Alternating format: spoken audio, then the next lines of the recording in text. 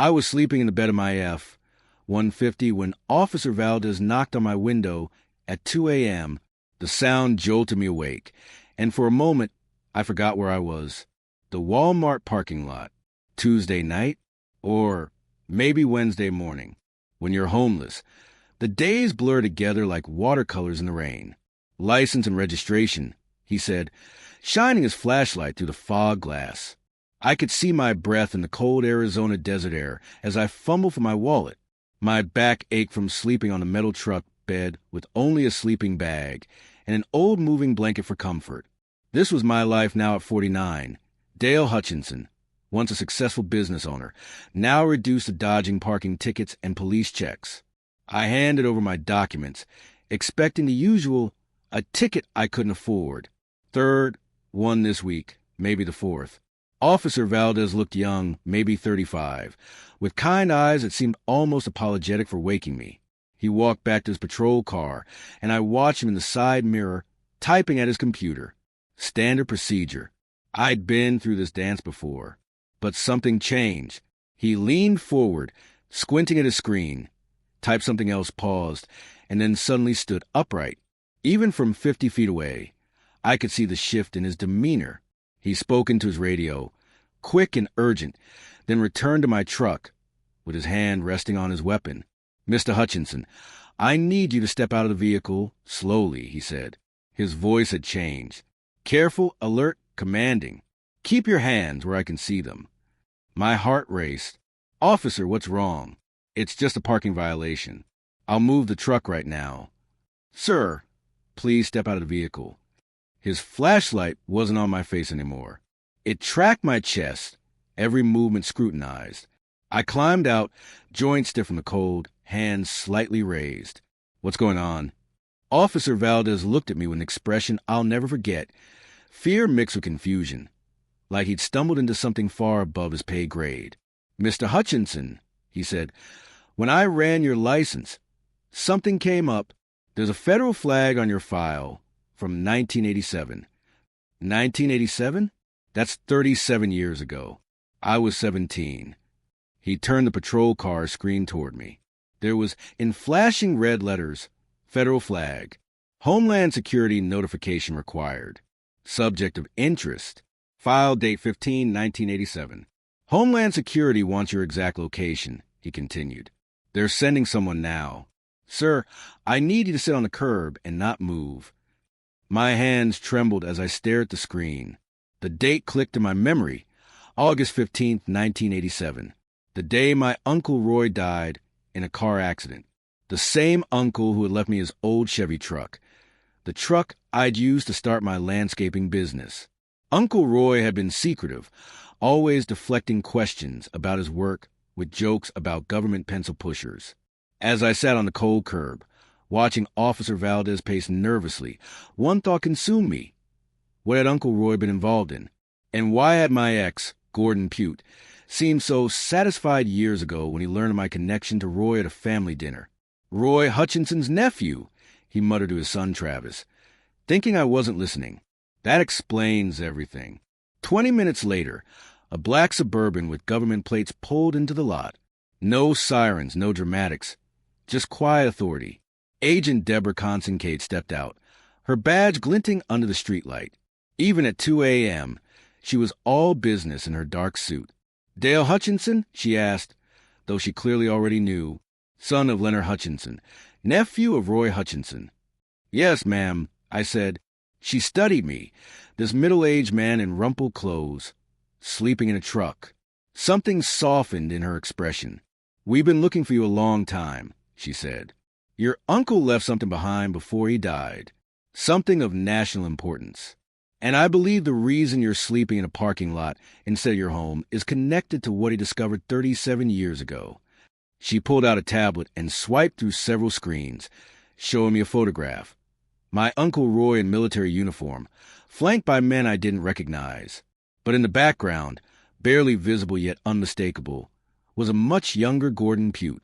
Your former father-in-law isn't just a retired banker, she said. And your uncle didn't die in an accident. The flag on your file was meant to protect you, to alert us if anyone tried to destroy your life the way they destroyed his. It seems the protection is 37 years late, but it's here now. A cold wave ran through me, and it wasn't the desert night air. Everything clicked. Gordon's hostility when he learned who my uncle was, the systematic destruction of my business, his determination to separate me from his daughter. He hadn't been protecting his family's social status. He'd been protecting a secret my uncle died trying to expose. Mr. Hutchinson, Agent Kincaid, said, "Help him in my feet. We need to talk about what really happened in 1987 and why Gordon Pute spent the last year making sure you ended up with nothing and no one to turn to. He thought if he broke you completely, you'd never discover what your uncle left behind." He was wrong. 6 months earlier, I had been living the American dream. Or so I thought. My landscaping company, Green Valley Landscapes, had 12 employees and contract with half the commercial properties in Tucson. I built it from nothing, starting at 29 with a push mower in my uncle's Chevy truck. 20 years of 16-hour days, scorching summers, and freezing winters had finally paid off. I had a reputation as the most reliable landscaper in the city, the guy who showed up and delivered every time. Renata and I had been married for 24 years, 2 beautiful kids, a 4-bedroom home in the Catalina foothills. Austin, 22, finishing business school. Brianna, 19, in nursing school.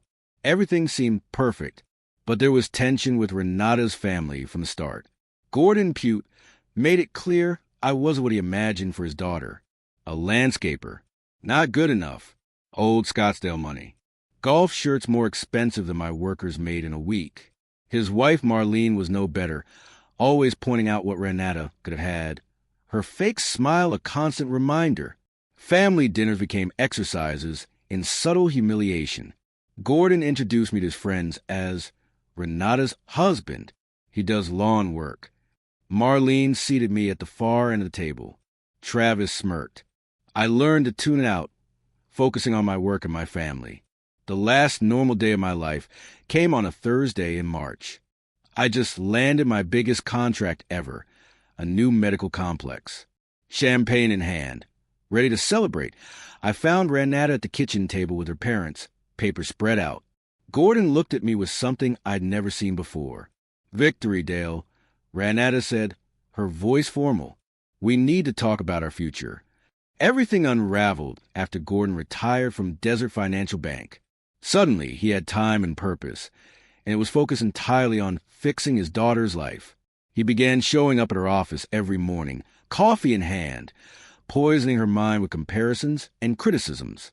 The sabotage started subtly. Travis called me into his downtown office. He owned 7 strip malls, and Green Valley Landscapes maintained them. 30% of my revenue. Steady money. "Dale, nothing personal," he said, sliding a termination notice across his desk, avoiding my eyes. "Found a company that can do it for 20% less. You understand? It's just business. 20% less." I stood up, fully aware of what this was about. "Travis, we worked together for 8 years. My guys know every sprinkler head on your properties. Decisions made," he said, already checking his phone. "They start Monday." In one sentence, I'd lost $300,000 in annual contracts. That was only the opening move. Gordon's influence ran deep, and within 2 weeks, my business line of credit was frozen for a routine review. Desert Financial Bank had been my lender for 15 years. Perfect record, never missed a payment. "I don't understand," I told the branch manager.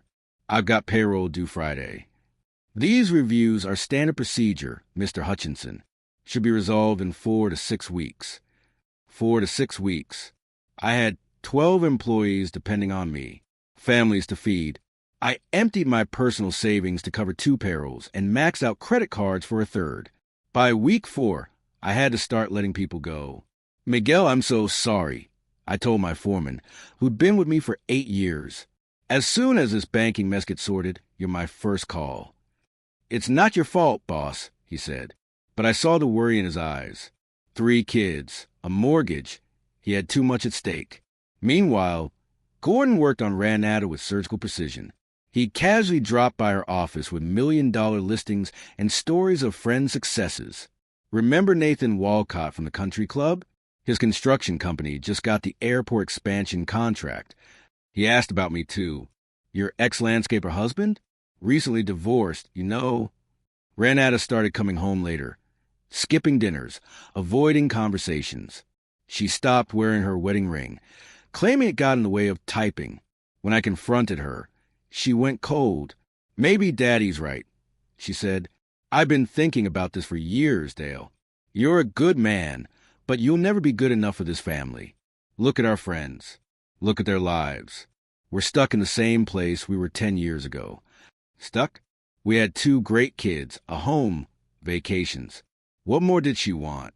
More, she said simply. 2 weeks later, the divorce papers were filed. The prenup Gordon had insisted on before our wedding, a lawyer he paid for, was ironclad. I couldn't afford proper legal counsel. Renata got the house, both cars, and primary custody. I got 72 hours to move out and supervised visitation arranged to humiliate me. Dad, why can't you just come home? Brianna asked during one of our coffee shop visits. Renata waited in the car. It's complicated, sweetheart. Your mom and I just need some space. But Gordon wasn't done. He spread rumors among commercial property owners, declaring Green Valley landscapes unreliable. My remaining contracts evaporated. For months later, I went from successful business owner to sleeping in my truck, showering at the YMCA, moving between parking lots to avoid attention. The final humiliation came when I confronted Gordon outside his country club. You did this, I said. You destroyed my life. He didn't flinch. I told you 24 years ago you'd never be good enough for my daughter. Some men are meant to rise, Dale. Others are meant to maintain lawns. You should have stayed in your place. My place. I shot back. I built a business. I raised a family. You played in dirt, he said, adjusting his golf glove. And now you're back where you belong, in the gutter. That night, sitting in the Walmart parking lot, I expected another ticket I couldn't pay, maybe even jail time. I was ready to give up entirely. 3 weeks earlier, I'd sat in my truck with my father's old revolver in my lap, wondering if everyone would be better off without me. The only thing that stopped me was thinking about Austin and Brianna, discovering their father had quit on them. Then Valdez mentioned the federal flag from 1987. Something clicked, a memory like a key turning in a rusty lock. 1987? I asked. Officer, I was 17. I've never had a speeding ticket before this year. Valdez scrolled through information I couldn't see. Sir, this flag is connected to a Roy Hutchinson. My Uncle Roy, I whispered. His death in August 1987 had left me his beat-up Chevy truck, the same truck I'd used to start my landscaping business. Uncle Roy had always been mysterious about his work, deflecting questions with vague references to serving his country. Pieces of a puzzle I didn't know existed were falling into place. Died in a car accident that year. Single vehicle. Hit a tree on a straight road. I muttered, Mr. Hutchinson, I need make a call. Valdez said, stepping away but keeping me in sight. I watched him speak urgently into his phone, gesturing with one hand. 20 minutes later, a black Suburban arrived. Agent Deborah Concade stepped out, calm, methodical, treating me with respect despite my circumstances. Dale Hutchinson, she said. I'm Agent Concade with Homeland Security. We've been searching for Roy Hutchinson's next of kin for 37 years. She pulled out a tablet, navigating secured screens. Your uncle wasn't just military intelligence. He uncovered a Soviet spy network operating through American financial institutions in the 1980s. Arizona, nationwide. He documented everything. He was 2 days away from testifying to a federal grand jury when he died. She showed me declassified documents with heavy redactions. What remained visible made my blood run cold. Photos of bank executives meeting known Soviet operatives, financial records showing suspicious transfers, and a name that jumped off the screen, Garrett Pute, Gordon's father. Your uncle died before he could testify, Concade explained. But he was smart. He hid evidence. The flag on your file was meant to alert us if any family ever surfaced, especially in distress. The theory was that if the network was still active, they might try to neutralize potential threats. You think Gordon knew about this? I asked. When did he first learn you were Roy Hutchinson's nephew? She asked. I remembered a dinner 5 years into our marriage. Ranada mentioned my uncle had left me my first truck. Garrett Pute went pale, whispered to Gordon, and from that moment, everything changed. Kincaid nodded. Gordon spent years trying to find out what you might know. When he couldn't, he decided to destroy you. But I don't know anything. Uncle Roy never told me. That's what we need to find out. Your uncle was brilliant at hiding things in plain sight. He left you his truck for a reason. But there's something else. Something we've never been able to locate. We think Gordon's recent escalation means he believes you're close to finding it, even if you don't know it yourself. She offered her hand. Mr. Hutchinson, we need your help. Help us find what your uncle hid, and we'll help you reclaim your life. More importantly, we'll expose what Gordon Pute and his family have been hiding for 40 years. For the first time in 6 months, I felt something other than despair. Purpose, and the realization that my uncle had been trying to protect me all along, even from beyond the grave.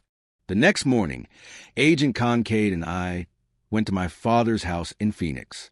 Dad had kept Uncle Roy's belongings in storage for decades. Boxes stacked in the garage, untouched. Roy had been paranoid in his final months, claiming someone was following him. We spent 3 hours sorting through the items. Military uniforms, photographs, letters from his army days. Then, in a battered army locker, Kincaid found a false bottom, pressed a panel, revealing a hidden compartment. Inside, microfiche slides and a leather journal wrapped in plastic. The slides contained financial documents. My uncle had documented everything. Transfers, meetings, photographs. Garrett Pute hadn't just been a suspect. He had been a key player, moving Soviet money through legitimate businesses. Millions of dollars funneled across the Southwest. Then she showed me a photograph from 1986, a young Gordon Pute shaking hands with Dmitry Volov, a known Soviet intelligence officer, Garrett watching approvingly. Gordon wasn't just protecting his father's reputation. He was participating. When his father retired, Gordon modernized a network for the post-Soviet era. Money laundering for Russian oligarchs. The journal contained Uncle Roy's handwritten notes. They know I'm onto them. Garrett Pute called my commanding officer. I've made copies of everything. If something happens, my nephew Dale will inherit more than just my truck. The truth has a way of surfacing, even decades later.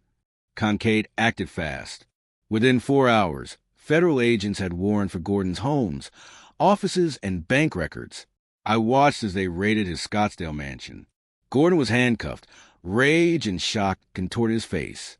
"You knew," he shouted as they loaded him into a federal vehicle. "No, Gordon, I called back. You destroyed my life out of paranoia. You created your own downfall." The investigation unraveled decades of crime. Travis's real estate empire built on laundered money. Desert Financial Bank's compromised executives. Over $300 million in hidden accounts. Properties purchased with illicit funds. A network stretching from Phoenix to Moscow. Austin called. "Dad, what's happening?" Mom's hysterical. "They say you're involved somehow." "Not like they think." I told him. Grandpa hid something terrible for 40 years. He destroyed our family to protect his crimes. Ranada came on the line, sobbing. "Dale, I didn't know. My father lied. He made me believe you were holding me back. But it was all lies. I destroyed our marriage for him." Agent Kincaid tapped my shoulder. Over $50 million in Pute family assets were frozen. Gordon was sentenced to 15 years for financial crimes spanning 4 decades. Travis got 5 years and lost his licenses. Marlene, cleared of direct involvement, moved to Maine in shame. Desert Financial Bank faced federal oversight and paid $90 million in fines. The government offered me a reward, $2 million, plus another $1 million from seized assets. It wasn't about the money, it was vindication. I rebuilt Green Valley landscapes, this time doing it right. Hired back Miguel and the old crew, gave them equity stakes. We're bigger than before, untouchable by Gordon's influence. The medical complex that canceled our contract called, begging us back. I charged double. Dad, you were never not good enough, Brianna told me 6 months later. They were the ones who weren't good enough for you. Grandpa was a criminal hiding behind his money. Austin switched to criminal justice, inspired by the investigation. I want to catch people like Gordon, he said. Ran at her, and I didn't reconcile. Too much damage, too many cruel words. But we found a way to be civil for the kids. She admitted her father had poisoned her mind against me over decades. Officer Ramon Valdez and I became unlikely friends. We meet for a beer once a month. That night I pulled you over, he said one evening. I almost didn't run your license. Something told me to check. Maybe instinct. Maybe Uncle Roy. I still drive trucks. Still work with my hands. Still come home covered in honest dirt. But now I know the truth. Gordon didn't try to destroy me because I wasn't good enough. He tried to destroy me because he feared I might be good enough to expose what his family really was. The landscaper he mocked, playing in dirt, had been sitting on buried treasure all along, the kind that could bring down empires built on lies. My story isn't about revenge. It's about truth and how patient it can be. This story is really about how secrets buried in the desert have a way of surfacing when the time is right. It's about realizing that sometimes the people who tell you you're not good enough are really just afraid that you might be better than them in all the ways that truly matter. The men and women who maintain the lawns, build with their hands, earn their calluses, and wear their sweat with pride. We are the backbone of this country. And sometimes we're also the ones quietly keeping America running in ways no one ever notices. If this story resonated with you, please hit the like button and share it with someone who needs to hear that their worth isn't defined by someone else's standards. Drop a comment below about a time when someone underestimated you. And don't forget to subscribe to the channel for more stories of ordinary people facing extraordinary circumstances. Thank you for listening, and remember, your value doesn't decrease just because someone else can't see it. If you like this story, please like this video, subscribe to the channel, and share your impressions of this story in the comments. To listen to the next story, click on the box on the left. Thank you for watching.